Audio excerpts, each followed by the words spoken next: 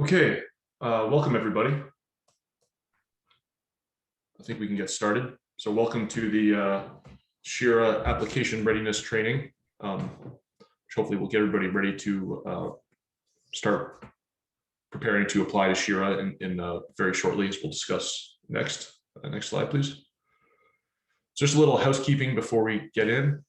Please join the meeting muted during the session to keep interruptions to a minimum. We will be monitoring the Q&A for questions throughout, so please click in the Q&A button at the bottom of your screen in order to enter questions on the fly. We may answer some of those questions as asked if they're simple, or we may address at the end live. And just please remember this call is being recorded. So the main speakers today will be myself, Ben Stone, Director of the Division of Public Housing for DHCD, Chris DeVore, Assistant Director for the Borough of Housing Management at DHCD, and Myrna Rodriguez, who is back in a post-retirement role to assist with SHERA. And there'll be training support throughout this SHERA process from Accenture, especially in these larger trainings. And then we're very lucky to have support from CyberSense for housing authorities as they actually dive into registering and submitting claims. Just to go over our agenda for the day, training goals and objectives, just a kind of refresher SHERA overview, though I think most people will be already aware of the outlines of the program if you've attended our earlier trainings. Then details on owner and property registration, tenant outreach, eligibility and documentation, application requirements, tips from pilot owners, because we've had several owners have already made their way through the system, registering and submitting claims, and details on support, resources, and next steps for applications. And finally, time for questions and answers. So the purpose of this training is to review the steps to register and to prepare to apply for the new subsidized housing emergency rental assistance SHERA program. And the goal is to provide better guidance to better support property owners and tenants who are eligible for SHERA.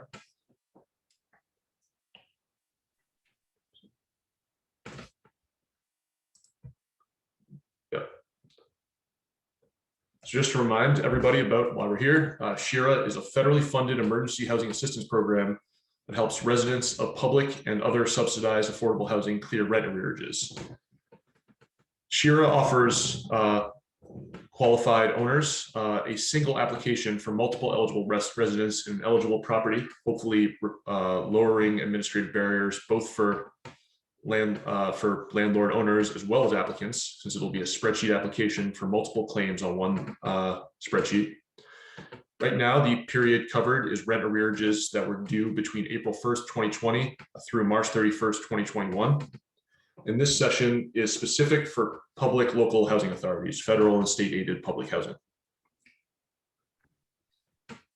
So first, just remind everybody about the timeline and the way this whole process is supposed to work. I wanted to outline this timeline and also attach some dates to it. So back in April, we sent a SHERA policy announcement and invitation to register in the SHERA portal. The first step you can do in the system, and I understand PLHAs have not yet been able to do that, is to register in the SHERA portal with your tax ID and signed owner agreement. I guess the big news I can add in this session is that we anticipate opening the portal to housing authorities next Thursday, May 27th. Now, nothing will be official until we send a formal communication to you, to your housing authority, specifying your information in the system and inviting you to register. But for planning purposes, you may register as early as, you can plan on registering as early as May 27th, though there's no requirement to do so on that date. We have not put a deadline for registration. So following that, so 1, 2, and 3 kind of run together. So you may start, you've already attended SHERA program support sessions, and you can also start tenant-facing interactions before you register and after you register, which includes communicating to tenants through the owner letter to tenants and the tenant overview reference packet. And we've developed tailored LHA materials for that. And you can also begin gathering the application materials from the tenant households, which is preparing the application data, gathering the tenant certifications. and other information that you don't have to submit immediately, but you are required for compliance purposes to maintain in the file. Then you can start utilizing the SHERA portal to review the frequently asked questions, submit service requests for tech and policy support. You can submit your application on the SHERA portal, at which point the SHERA team will review, do compliance checks and route to approve. And following that, either you may need to provide some additional documentation for certain claims that kind of throw flags for compliance. And then if the claim is paid or denied, you need to communicate that with tenants on that the claim's been submitted, and that if it's been approved, that's been approved, and the impacts on their tenancy and possibility to be evicted because they receive eviction protection with that payment. So that is the general outline. And I think the important thing to take away is that you can start 2 and 3 immediately, or could have already started that, but you can plan on starting step 1, registration, on Thursday, May 27th. Next slide, please. All right, so there are several linked documents that are important to review that are as you get prepared to register and as you begin communicating with tenants, including the SHERA policy and program overview, tenant notification instructions, owner outreach letter to tenants, which is already available on the website. We actually have 2 versions, which we'll explain later. SHERA owner FAQs, specific tailored for public local housing authority talking points for owners and managers that can be used with tenants, and the proposal and the procedures for SHERA administrative review procedural guidance. And all these documents can be found on the SHERA portal linked below. But I think that we'll also be sending out this PowerPoint after this, and you can use that link. So that is just the general outline of the program, and I'll pass it over to Chris to talk about the details of owner and property registration.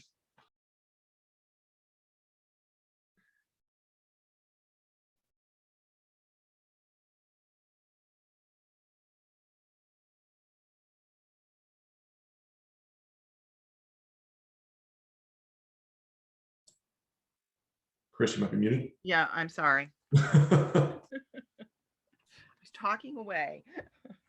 So to register for the SHERA portal, you must be an owner entity or the owner's authorized agent. Housing authorities are an owner. To do this, you navigate to the SHERA funding, to the website sherafunding.mass.gov, where you'll find program information, including relevant documents and training resources. To clarify, and this is really around this owners other than housing authorities, the owner is a legal entity which owns a property, while a sponsor may represent multiple properties. There were 2 definitions for private developments. Housing authorities are both the owner and the sponsor for their properties. Next slide, please. To register a property, you need to enter the property ID electronically, sign the owner agreement, complete the W-9 form with the property's tax ID, and upload a signed compliance training certification. You'll receive an invitation to register, and the invitation will include your property ID. For state public housing, this will be an 8-digit development identifier, which is your CPS number. And for federal public housing, this will be the public housing development number, or the number that is included in your PIC. The owner agreement and compliance training certification can be found in the portal under program information. We're going to discuss now the initial communication with tenants.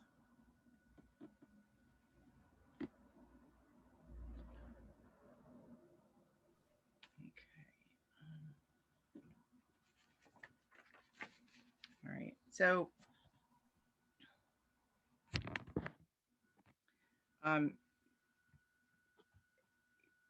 owners are going to distribute an outreach letter to tenants, including a tenant overview reference guide. And the SHERA portal houses these documents or several resources to help owners register or navigate SHERA related communications with their tenants. The resources include a sample SHERA owner outreach letter to tenants, a tenant overview reference guide, and talking points for owners. Housing Authority should identify eligible tenants and distribute the SHERA Housing Authority outreach letter to tenants, including the tenant SHERA overview reference guide, to all eligible, I'm sorry,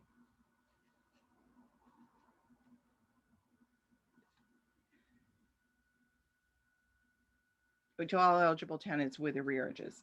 Housing Authority should also inform those tenants without rental arrearages that this is a chance to report their unreported income. If it is determined that they have back rent, those charges can be paid for through SHERA.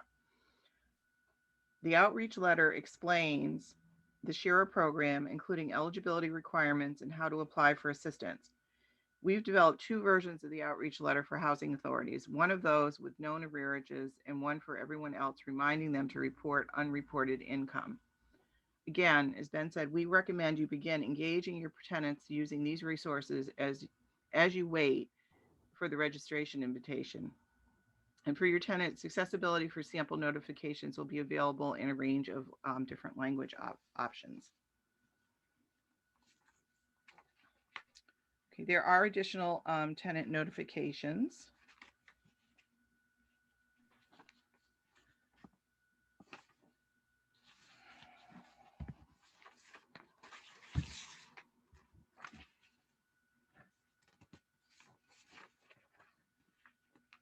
Sorry, my computer keeps going in and out. That's what the problem is. I'm sorry. All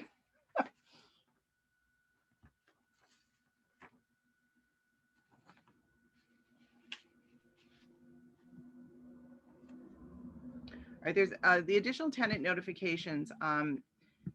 As we mentioned, there's the first tenant notification is the SHERA submission letter to tenants. And the second one is what the notification to tenants is upon the application outcome. This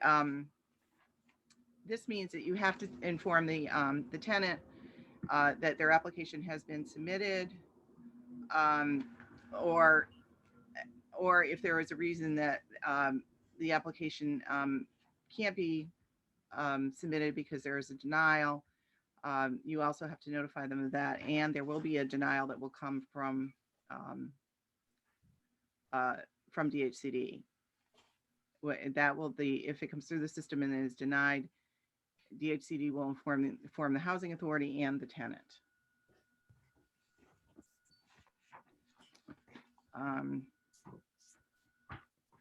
So then tenant notification 3 is if a tenant is unresponsive or ineligible, a notice of ineligibility or non-participation with record with a notice of outstanding arrearages must be provided. And tenant notification 4, when a housing authority decides not to participate in SHERA, the authority will provide its supporting documentation to tenants regarding ERAP, which is administered through the regional administering agencies. Notification templates for notifications are provided by DHCD and are accessible for download on the SHERA portal. These documents will also be available in the 7 languages. All right, next slide, please. All right, now we're going to cover ineligible tenants.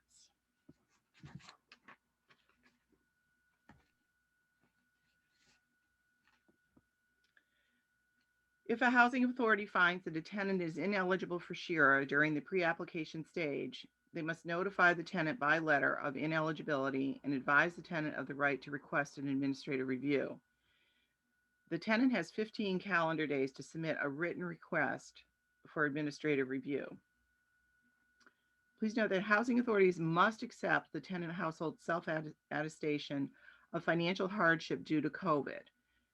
For example, the tenant cannot be determined ineligible based on their self-attestation.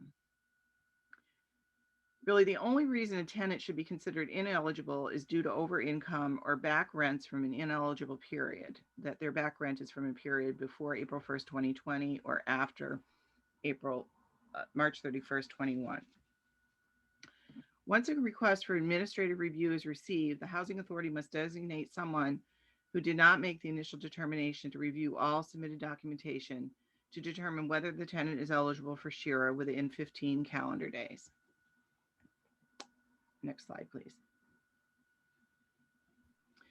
Communicating on the administrative review for ineligible tenants is done if the administrative review determines that the tenant is eligible. The Housing Authority must submit an application on behalf of the tenant through the SHERA portal, continue with the SHERA claim process on behalf of the tenant.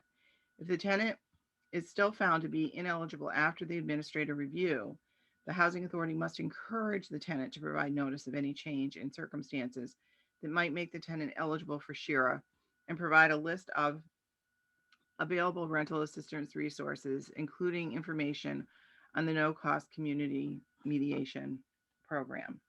Remember, in theory, the Housing Authority should only refuse to submit a claim if their data shows either tenant is over income or tenant arrears are out from outside that eligible period.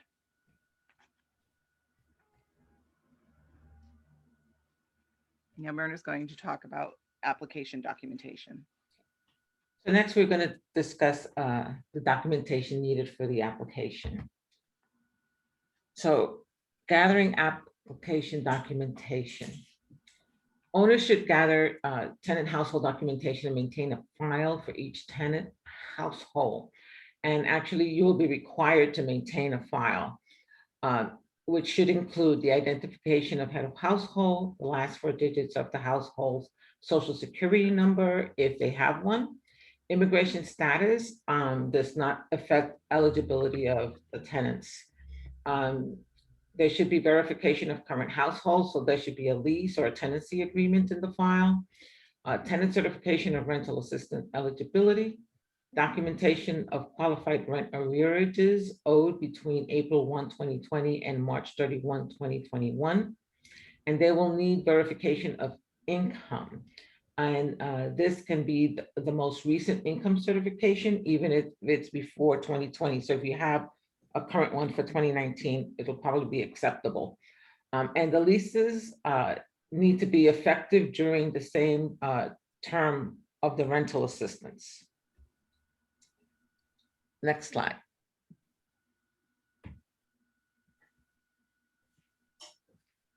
The SHERA tenant certification of rental assistance eligibility form includes many of the data points that may not reside in the property management system.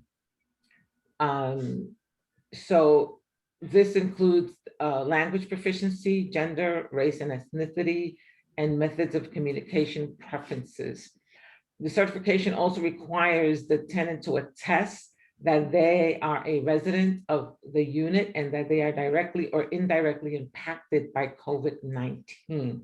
This does not necessarily mean that they got the virus, but that their life was impacted. For instance, they had a job loss, or their hours had been cut back, or that they needed to take care of family members.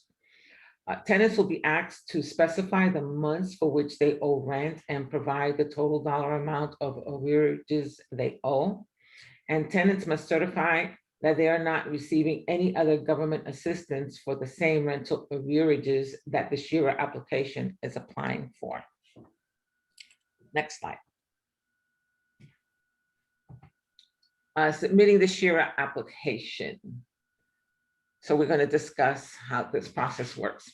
So the owners must provide a list of data elements for rental arrearages claim in an Excel or CSV file. Each file represents one application, while each row represents one tenant claim. Please, you should submit a separate application for each property. And please note that the SHERA portal, that in the SHERA portal, tenants and owners alike are called applicants. Next, you upload the application into the SHERA portal at sherafunding.mass.gov. And once the application has been uploaded, each tenant claim will be assigned a unique identifier for tracking, for payment and reporting purposes. Applications will then be processed and payments will be made directly to the property's legal ownership entity, for each approved tenant claim. Next slide. Submitting the application, next section, each tenant claim in the application must contain an address for each unit, and it has to match against the owner registered list. The tenant information, many of these are included in the tenant certification form, but these must be part of the upload.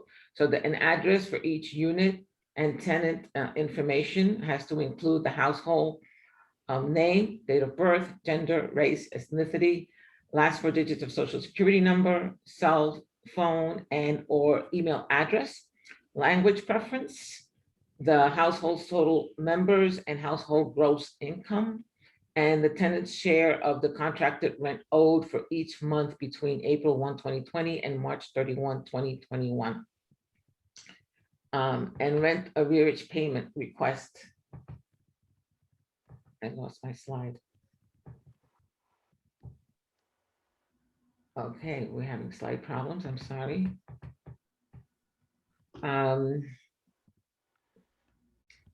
So a report has been created for LHA tenant management systems to pull the exact data fields needed for application upload to make the process easier. So LHA is using PHA Web and PHA Net can use CAN reports that the vendors have developed to pull in tenant and rental arrearage information. They will still need to manually enter certain demographic information from the SHERA form into the spreadsheet. And HAB and MRI has provided instructions, but not a CAN report.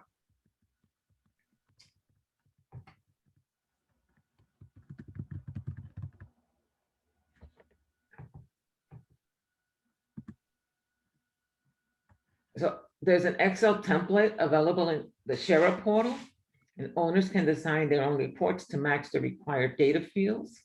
And the portal can import either an Excel, XLSX, or CSV files. A SHERA portal user guide, complete with screenshots, will be available in the portal within the application materials section, SHERA portal user guide. And on May 25th from 10 to 11, we will host a SHERA portal demo session to walk through how to upload your application to the portal, and recordings will be available afterwards. And now we will continue with the next slide, and Chris will do an application review process. I'm sorry, that's me. So once you submit your application, there is a process, of course, that will take place, and DHCD is responsible for final application review and for approving all assistance payments. And prior to this, the SHERA portal will verify that each household's monthly arrearage is less than or equal to its monthly rent obligation. The assistance is only provided to qualifying and validated properties. All required information has to be provided, and there are no duplicate or overlapping requests, and that all required documentation has been provided. If a tenant claim does not pass the automatic portal system checklist, the individual claim will then be returned to the owner or flagged as an exemption for secondary review by DHCD, Mass Housing, or MHP to clear up the exemption for the claim or confirm a rejection is correctly determined. Reviewers may email the owner a request for additional information. So if we need clarity, we will request for that clarity. The following tenant claims will be rejected. Any request for assistance for a unit that is not registered as a qualified address in a qualified property. Any request for assistance that exceeds the tenant share of contracted rent for the unit for a given month, or any duplicate request for assistance for a particular unit for a given month, or for a particular tenant for a given month based on the unique identifiers of both tenant and unit addresses.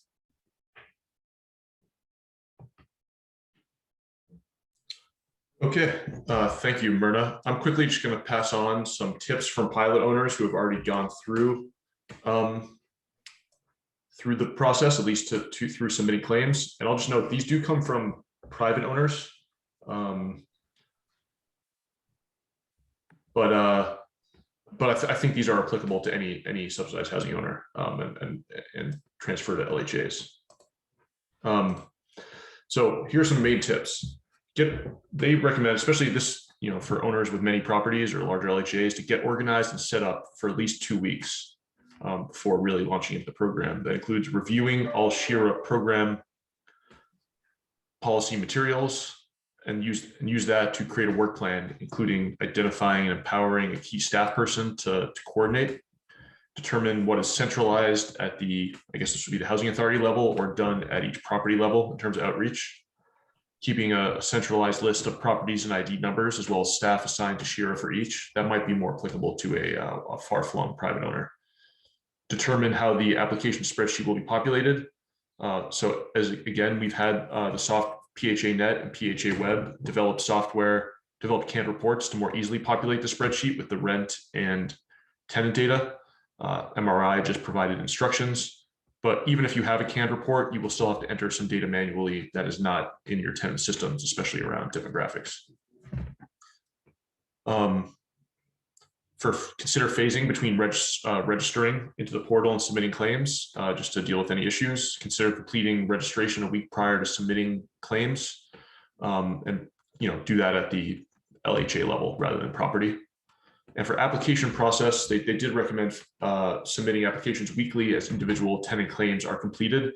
And you can submit multiple spreadsheet claims for one property as long as it's for different tenants.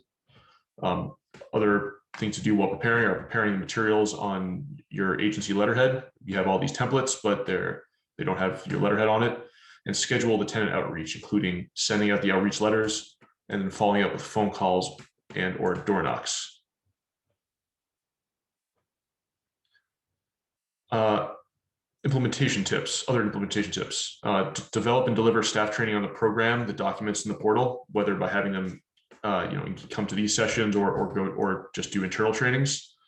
Anticipate a more favorable initial response from tenants than with other emergency rental relief programs, because there's much less work required from the tenant to apply. They essentially just need to sign that tenant certification that they are permitting the claim to go forward and that they've been economically affected by COVID. And there's less follow-up required by the owner. You may not have to follow up with the tenants at all, except for on the status of their application. So plan on 2 to 3 weeks based on that to complete tenant outreach and gather all the certs and information for an application. And you can also consider phasing to coincide with when rent is due, and plan to implement all rent arrearage applications over a few months. So those are just some high-level tips from the pilot owners who've already gone through the process. Okay. Now I think Chris will talk about application support. Thank you, Ben. So we're going to talk about relevant resources and next steps. This is submitting a ticket in the portal. If you have questions that you need answered as you're going through the system, you can submit a ticket. This is, I kind of liken it to the phasers tickets that you're used to, but this is going through the portal system for the SHERA program. So the important thing is to remember to include your project ID if you've already registered or tried to register in the SHERA portal. Provide as much information and as much context as you possibly can in this ticket. Next slide, please.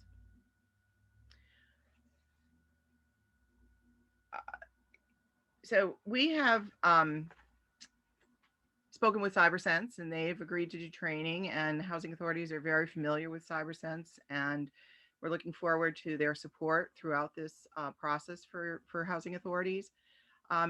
So what CyberSense will be doing is providing office hour style support to housing authorities on registering, preparing and submitting claims, and responding to requests for additional information. CyberSense will set up a Google Doc, which I think you guys are used to using to sign up for support from them. And they also are going to provide webinar training on how to prepare for applications, including helping you extract tenant info from your management systems, converting files to CSV for upload, mail merge for tenant communications, and general tech support on the Podio system. CyberSense will send out registration links for the webinar, and they will set up the Google Doc. So watch for that to come in the near future. Next slide, please.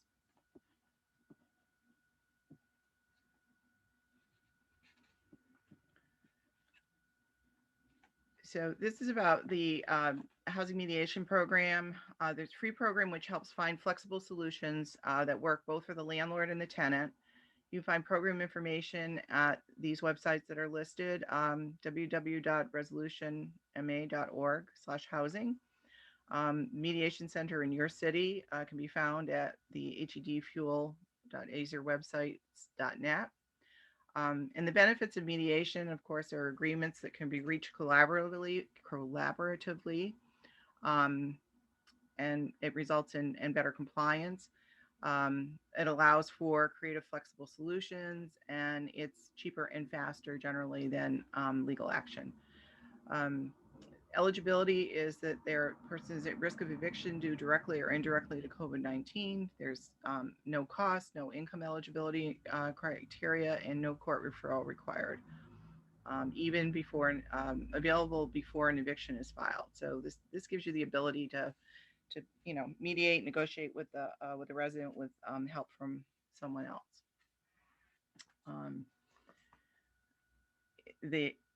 Resources and next steps.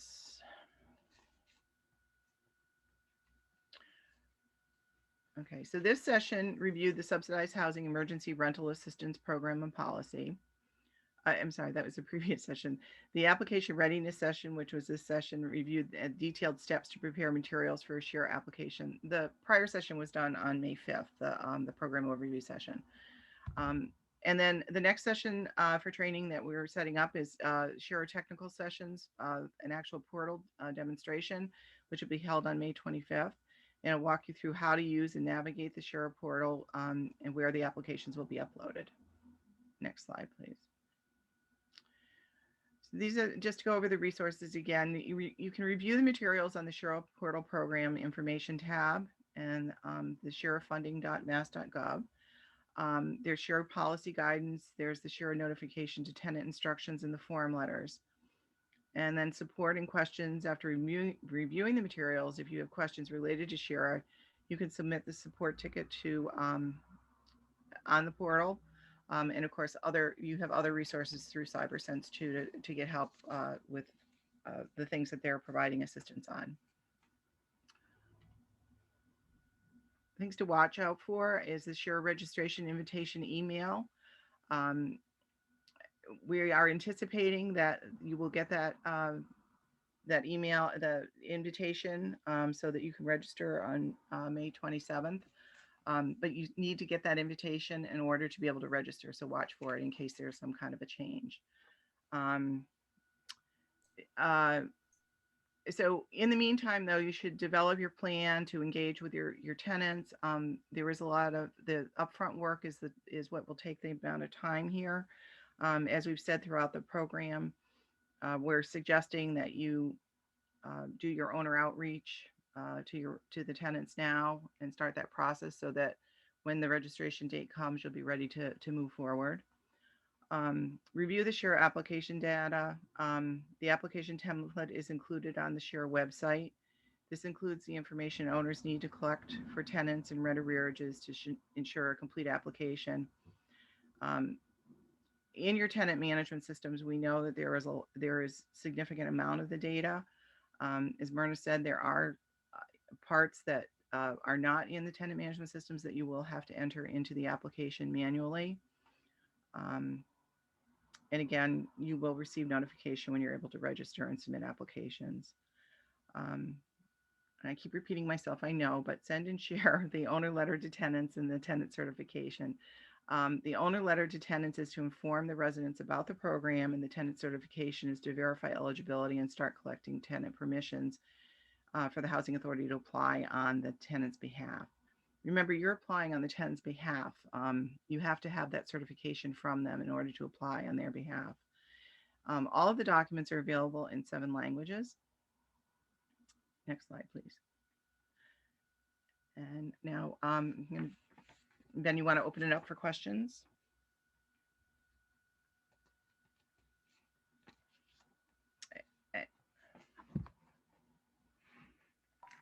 I can jump in. Thanks to all of our speakers today. I see we have a question in the chat.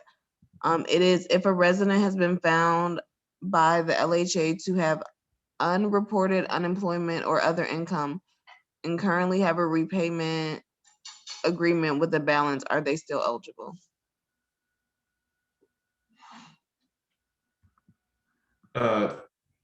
Yeah, I believe the answer, and Chris, if anybody else jump in, I believe the answer is yes. It's really about whether the rent was due. The rent due was from that eligible period from April 1st, 2020 to March 31st, 2021. And so I think they can pay down that repayment agreement with this funding. Is that? Yes. Yes. So yes, they are eligible. And in fact, as I think as we said earlier, we're encouraging tenants who, because we think a lot of people may not have reported income, especially UI over this period. So we're encouraging them to report it now because this is their chance to get it paid back without having a huge balance. All right, thanks, Ben. The next question is, if we already have a court agreement with a particular tenant, are they eligible for the SHERA program? Yeah, so I think it's because we were discussing, sorry, Alice, we were discussing this off the side chat. I think the answer is the same basically as the one I just gave about the repayment agreement. It's about whether the rent due is from that eligible period, and if they can document hardship through the tenant cert, then yes, I think they will be eligible. Thank you. Any other questions from our participants today?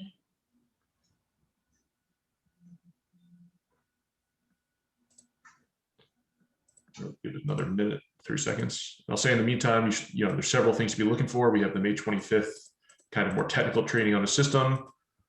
CyberSense will be sending out a Google Doc on their own training, application support, and then early next week, if we are 95% on that May 27th date.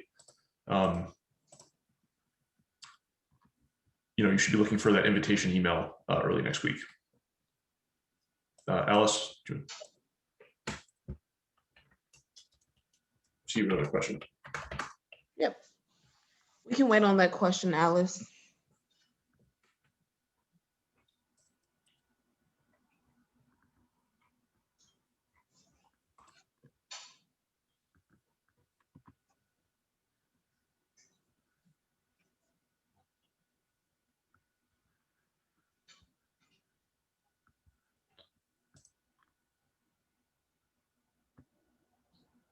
So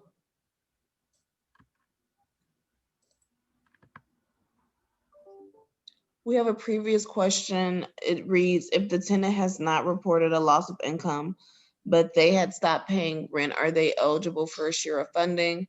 Ben answered this with yes, if they sign the attestation of COVID hardship and their unpaid rent is from the eligible period. So we just want to reiterate that if a tenant if they sign the attestation form that they have experienced a COVID hardship, that they are eligible for SHERA funding, and that we are also encouraging those who have not reported their income to do a recertification to make sure that any arrearages that are founded through the increase of income are accounted for by SHERA. So Alice has added her question to the chat. If the arrearage is too high and SHERA doesn't cover enough, leaving us wanting to still go to court, can we submit this tenant for SHERA funding? So again, if they have eligible arrearages and they sign the cert, and you've agreed to participate in the program overall, you kind of have to, because we can't be having just kind of adjudicate who they submit for and who they don't unless they are ineligible. This could still be a problem. You may just be delaying their court. And I just want to clarify that and Alice's question is arrearage is too high. So there's no cap. The kind of restrictions is the time frame. So just wanted to clarify that there's no, For other programs like RAFT, there's an actual dollar cap, but this is a time period cap. Just wanted to clarify that. Sorry, good. continue. Thank you, Claire. That's a good point, because I wasn't specific enough to Alice's question. Yes, there's no cap. We will be following up for arrearages over $5,000, but it's just to verify things. There's no specific cap at 5,000. Kristen Anderson asked a question I think was answered by somebody else earlier, but I'll repeat it. Should this be a separate file just for the SHERA application, or can we add this to their current 10 file? The answer is it doesn't matter to us. The key for compliance is that either way you can produce the required information on demand. So we leave that to HAs and how how it works their filing system. But you need to be able to submit provide the required backup, for an audit or follow up. Ben, it's Chris. I would suggest to housing authorities that when you keep it in a tenant file, which I think is what probably most of you will do, that you somehow clip the documents together, because we all know those files can be very thick and very unruly. So that if you do get asked for those documents, you have them in a clip or one package so that you can find them easily. Thanks, Chris. So this next question is, will this include tenants with RAFT applications that are in process? You shouldn't submit for people who've already submitted for RAFT, because there is a deduplication process, so it'll throw a flag. Assuming they submitted for the same time period, right? Like you can submit for a tenant who submitted for RAFT for a different time period, like from before this SHERA time period, they can get both RAFT and SHERA. Just that can't be money for this, two sources of funds for the same time period. Thanks for that clarification, Aviva. And I know that, and one more note in that, I know that the time period thing can seem confusing and a little arbitrary, but I just want to be clear that it's a rule associated with this money in the federal legislation from the December coronavirus relief bill. That's only eligible for the coronavirus period. So we don't have any leeway on that. And I just also want to point out that the SHERA money is only for rent. It's not for any other costs like utility or any kind of fees or anything like that. So it's just rent.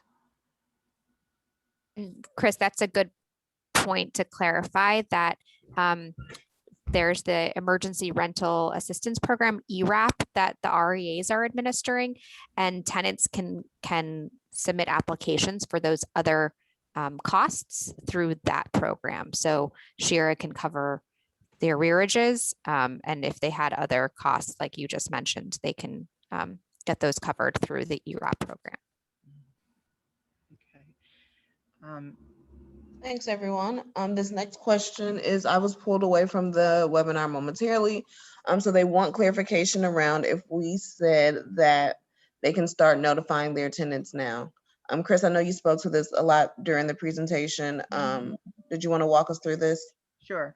The answer is absolutely. And actually, we're recommending that you do start the process. Because this is the part of the process that will probably take the most time, and that is that outreaching to the residents. There's two letters. There's one letter that goes out to tenants with arrearages, and tells them about the program, has them request them to certify, submit their certification in, and we know there's going to be a lot of outreach that you're going to probably have to do to get people to bring things in or bring their certification in even. And then there's a second letter that is to go to all other tenants that do not have arrearages, but it invites them in to report unreported income. They may have had an increase in income, increase in hours, whatever, that they didn't report during this time frame. And those, if you found those increases at annual redetermination or later, you would go back and retroactively charge them. So what the SHERA program is doing is it's covering what those retroactive payments would be. So there is a separate letter that goes out to other residents, inviting them in to report any unreported increases. But the pilot owners had found that this was a time-consuming process, And then it took about, I don't know, a few days to 2 weeks to get the information in. So you could start now so that when registration period opens, you'll be that much more ahead of the game.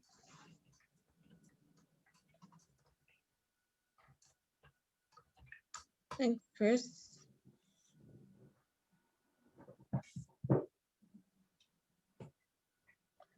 Any other questions from our audience today? I also want to raise it. We have heard from some housing authorities, being concerned about arrearages that were prior to the period that's eligible, and writing, being able to get the April 1st, 20 to March 31st, 21 period covered, but there'll still be an outstanding balance from before. We would hope that during this process of getting those arrearages taken care of during that time frame, that you'd be able to enter into and get residents to agree to paying off that back amount through a repayment agreement. So there, those one-on-one discussions hopefully will be helpful, and will get the tenant on the path of, bringing all of their rent current, so that, even down the road after the 6 months, there's no question about eviction. We really want to work with the residents and make sure that they stay housed.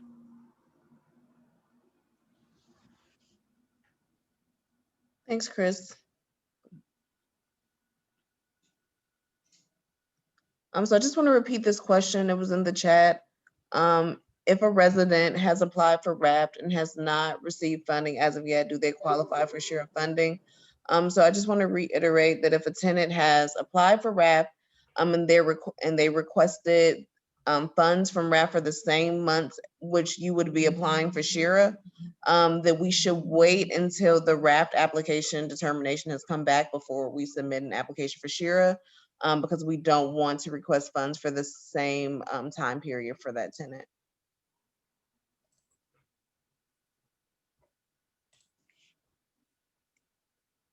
I don't see any other questions. Is there anything else any of our panelists would like to reiterate for the group?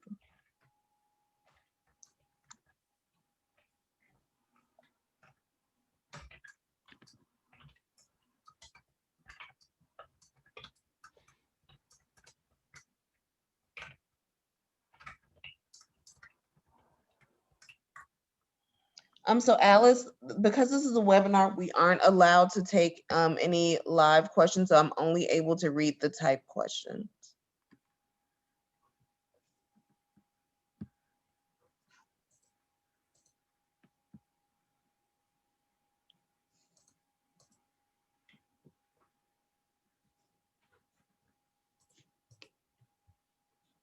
Would you like us to wait for a typed question, or is this something that we can follow up with you after the session?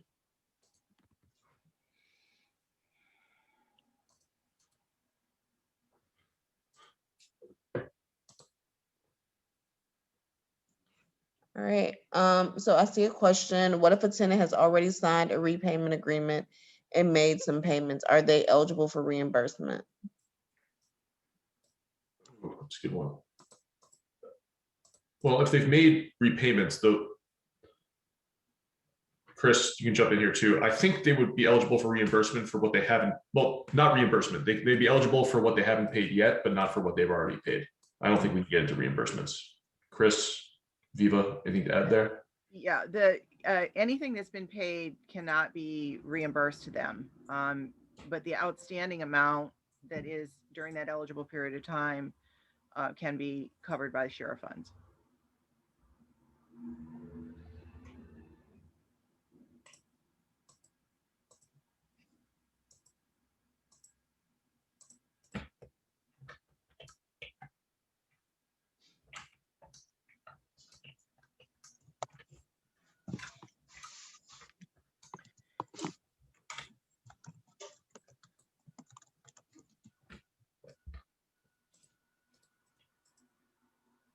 What about tenant that you are already in court with? I think, again, it's the same answer we've given. If they have rent due from the eligible period and they sign a tenant cert, they are eligible.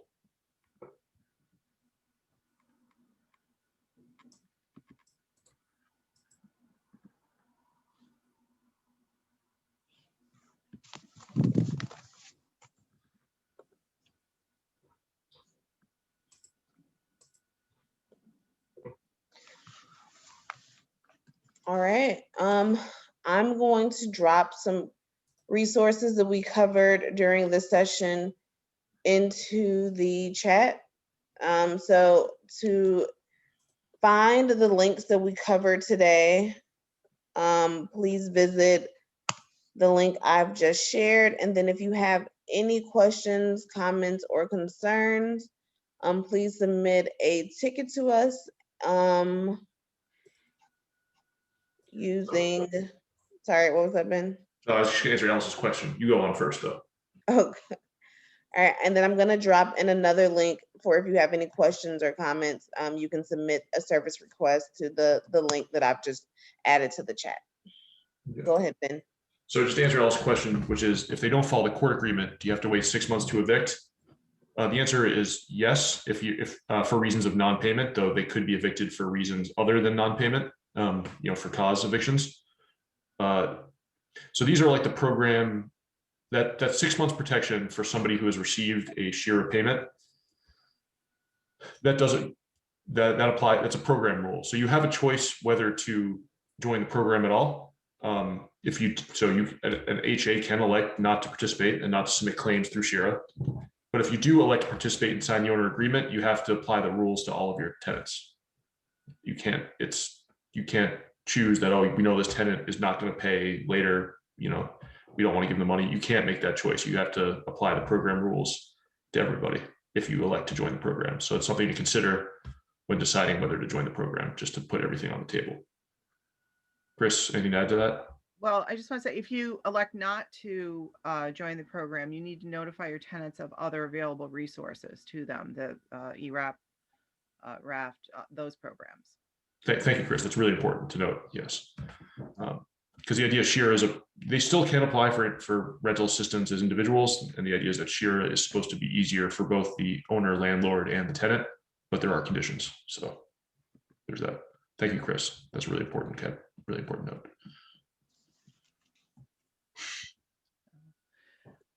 I mean, I also offer that if housing authorities have questions about the program, you could reach out to me. I may have to, transfer your question to another person. But in the meantime, until the program's up and running, if after this session you still have some questions, you can email me and provide me, if you want me to give you a call, just provide me with a phone number and I'll reach back out to you or have someone call you. So my email is christine.devore@mass.gov.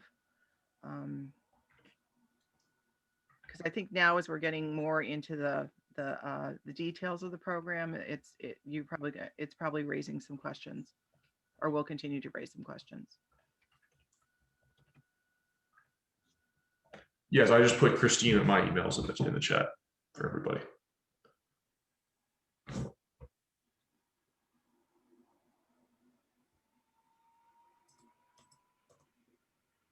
So we're in our final 4 minutes. I'll give it another couple of seconds to see if we have any last minute questions.